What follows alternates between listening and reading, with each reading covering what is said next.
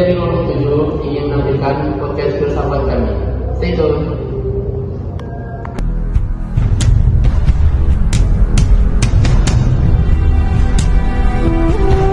Kiai Haji Ahmad Dahlan atau yang semasa kecilnya bernama Muhammad Darwis dilahirkan pada tahun 1869 di wilayah Desa Kauman, Yogyakarta. Muhammad Darwis adalah anak keempat dari 7 bersaudara dari pasangan Kiai Haji Abu Bakar dengan Nyai Siti Aminah. Muhammad Darwis juga berasal dari keluarga yang sangat berpengaruh dan terkenal di lingkungan Kesultanan Yogyakarta. Ayahnya, Kiai Haji Abu Bakar bin Kiai Haji Muhammad Sulaiman, merupakan khatib Masjid Agung Kesultanan Yogyakarta. Sedangkan ibunya, Nyai Siti Aminah, adalah putri Kiai Haji Ibrahim bin Kiai Haji Hasan yang menjabat sebagai penghulu Kesultanan Yogyakarta. Adapun silsilah beliau adalah Kiai Haji Ahmad Dahlan bin Kiai Haji Abu Bakar bin Kiai Haji Muhammad Sulaiman bin Kiai Murtado bin Kiai Ilyas bin Demang Jurang Kepindo bin Demang Jurang Kepisan bin Maulana Sulaiman Ki Ageng Gribik bin Maulana Fatlullah atau Sunan Prapen bin Maulana Ainul Yakin atau Sunan Giri bin Maulana Ishak bin Maulana Malik Ibrahim dan seterusnya hingga Sayyidina Husain cucu Rasulullah Shallallahu Alaihi Wasallam. Halo teman-teman semua, selamat datang di podcast Suara Kampus. Hari ini kita bakal bahas tokoh yang luar biasa inspirasional, yaitu Ki Hajar Ahmad Dahlan, pendiri Muhammadiyah, seorang pembaharu Islam, pendidik, sekaligus pemikir modern yang berani memadukan ilmu agama dan ilmu umum. Bersama aku, Aziza, sudah ada Bintang dan Dinda. Hai. Halo semuanya, senang banget bisa ngobrol tentang tokoh yang menurutku punya pengaruh besar banget terhadap dunia pendidikan Indonesia. Rin, mungkin banyak mahasiswa yang tahu sekilas nama Ki Hajar Ahmad Dahlan, tapi belum paham lebih dalam. Bisa dijelasin dulu nggak siapa beliau dari sudut pandang filsafat pendidikan? Tentu dalam kacamata filsafat pendidikan, Ahmad Dahlan adalah sosok pembaharu. Beliau bukan hanya ulama, tapi pemikir progresif yang melihat bahwa umat Islam saat ini perlu bangkit melalui pendidikan yang menyatukan wahyu dan akal. Beliau sadar bahwa hanya mengandalkan ngaji tanpa memahami ilmu umum itu bikin umat tertinggal. Jadi beliau memadukan kedua dalam sistem pendidikan. Nah, ini menarik. Di masa itu menggabungkan ilmu agama dan ilmu umum pasti menimbulkan kontroversi. Bener banget. Bayangin, sekolah-sekolah zaman dulu fokusnya kita semua ngaji kitab hafalan tradisional. Ahmad Dahlan tiba-tiba masukin matematika, ilmu bumi, bahasa, bahkan metode belajar modern. Orang-orang bilang beliau sesat, ke barat-baratan. Wah, pasti berat ya menghadapi tekanan kayak gitu. Iya, tapi beliau kokoh karena menurut beliau Islam itu agama yang mendorong penganutnya untuk ikrah, membaca, memahami realitas. Jadi ilmu agama dan ilmu umum itu bukan dua kutub, tapi dua sayap yang membuat manusia seimbang. Kalau bicara perubahan sosial, apa sih sebenarnya dimaui Ahmad Dahlan? Beliau melihat bahwa kemiskinan, kebodohan, dan ketertinggalan umat itu bukan takdir, tetapi akibat kurangnya pendidikan. Jadi, pendidikan harus menjadi alat untuk mengangkat martabat sosial. Dari situlah muncul sekolah-sekolah Muhammadiyah, rumah sakit, panti asuhan, dan amal usaha lainnya.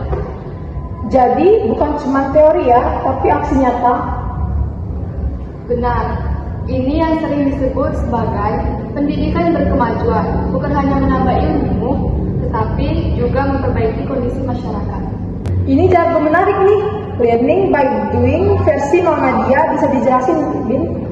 Iya, Ahmad Dahlan mengajarkan bahwa belajar itu nggak cukup di kepala, harus jadi tindakan. Misalnya, ketika belajar surat Al-Ma'un, beliau mengajak muridnya turun ke jalan, cari anak yatim, bantu fakir miskin. Ini bentuk nyata dari pendidikan karakter atau langsung. Jadi, nggak ada istilah ngerti teori tapi nggak bisa apa-apa.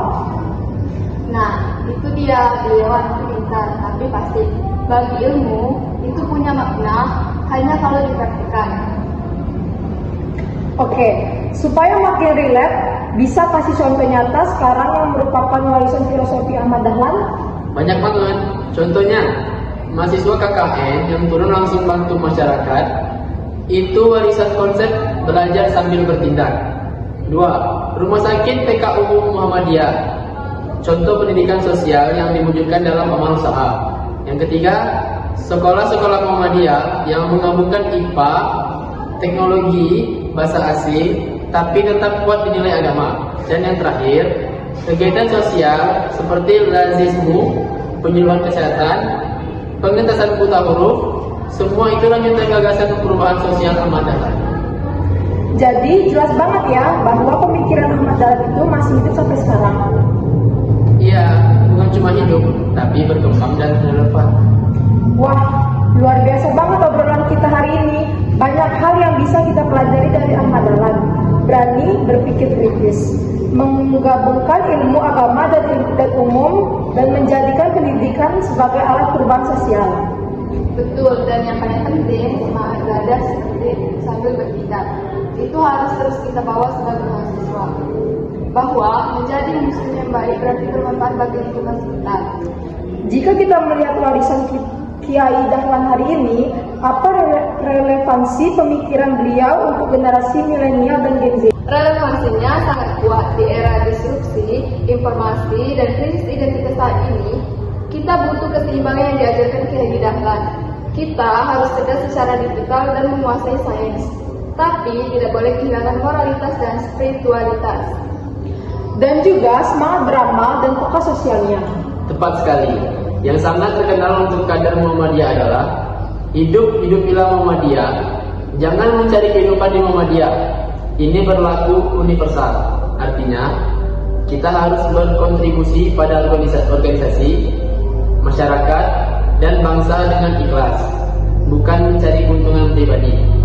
Pesan yang menohok dan relevan untuk siapa saja yang ingin berkontribusi pada perubahan positif. Kiai Dahlan mengajarkan kita untuk menjadi pembelajar seumur hidup, terbuka terhadap dialog, dan yang terpenting, mengamalkan ilmu kita untuk kebaikan umat. Sahabat sejarah, perjuangan Kiai Haji Ahmad Dahlan mengajarkan kita bahwa integrasi iman dan ilmu adalah kunci kemajuan, dan pendidikan adalah alat paling ampuh untuk perubahan sosial yang nyata. Terima kasih banyak Rinda dan Bintang atas wawasan yang mencerahkan ini. Sama-sama Aziza, dan terima kasih. Bye-bye. Itulah podcast filsafat dari kami.